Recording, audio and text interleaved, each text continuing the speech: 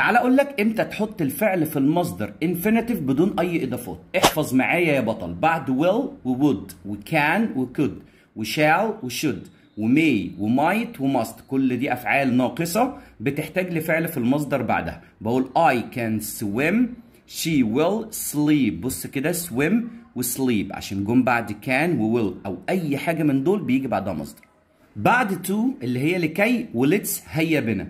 let's play هيا بنا نلعب. بص مصدر I need to drink، أنا محتاج إن أنا أشرب. بعد to بيجي فعل في المصدر.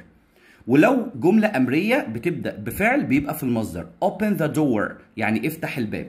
وفي ال present simple المضارع البسيط بعد I و we و you و they بيجي الفعل في المصدر. بقول I go to school أو أي واحدة من دول بعدهم مصدر. وفي النفي مع don't و doesn't و didn't التلاتة دول بيجي بعدهم مصدر. بقول I don't like pizza، ولو هي هتبقى he doesn't like pizza، أي واحدة من دول بعدهم مصدر. وبكده يا بطل أنت عرفت إمتى تحط فعل في المصدر.